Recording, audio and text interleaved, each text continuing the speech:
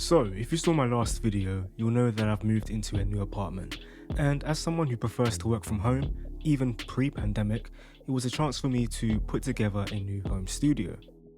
Hey, I'm Stefan, and in this video, I'll share my minimal home studio and the gear I use to make it work. As someone who tries to practice minimalism, I've always felt the need to keep my studio as simple as possible. So you won't find tons of outboard gear or synthesizers here. I like to keep it all in the box, right here on the new MacBook Pro M1. This is a fantastic machine, but would I recommend it? Here's the long and short of it. It's a fantastic laptop. But if you use third-party plugins and you want to keep your hair, forget about it. Don't worry about it for now. If you only plan to run first-party software, however, then I'd say go for it.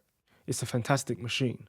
For my microphone, I've switched to the Shure SM7B. I live in an apartment and it can get pretty damn noisy. The SM7B does a great job of ignoring that background noise, for want of a better word. It takes a lot of volume to get that diaphragm moving and the mic actually putting signal into my Logic or whatever I'm using to record.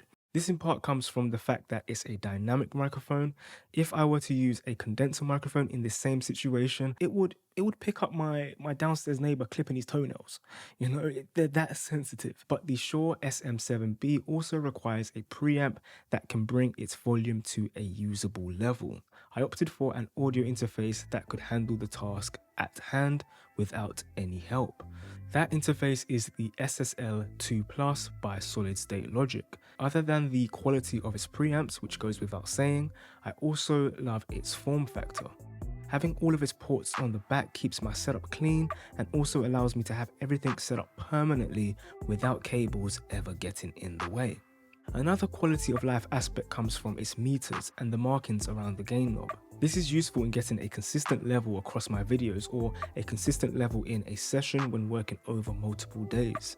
Underneath the gain knob is the Legacy 4K button, which in short adds a bit of top end to whatever you are recording. This is especially great for the SM7B as it's quite a dark microphone. Finally, it has two headphone outs with separate volume controls and the ability to switch headphone B to monitor outputs 3 and 4, which is useful if you want to set up separate headphone mixes.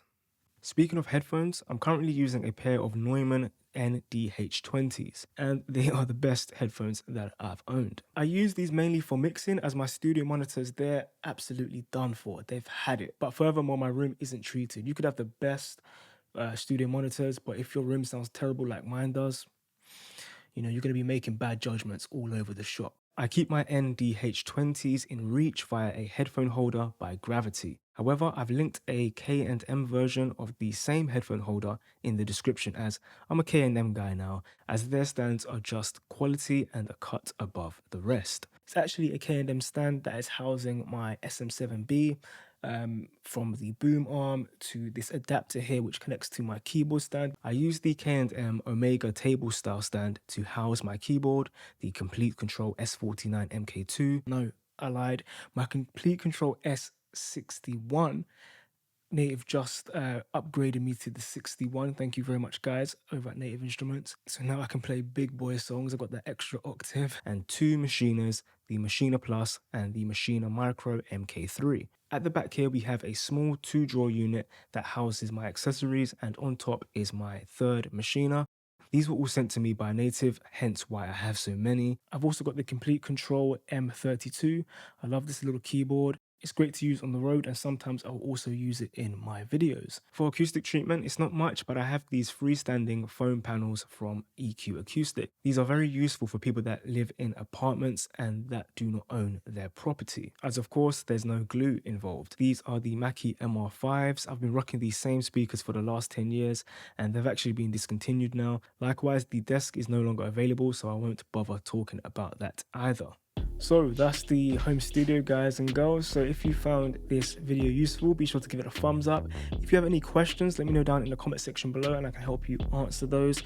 And if you like this type of content, be sure to subscribe. We focus mainly on like R&B production here, chord progressions, music theory, sound selection, all of that good stuff. If that sounds interesting to you, be sure to subscribe and I'll see you in the next one. I've been Stefan, and as always, happy beat making.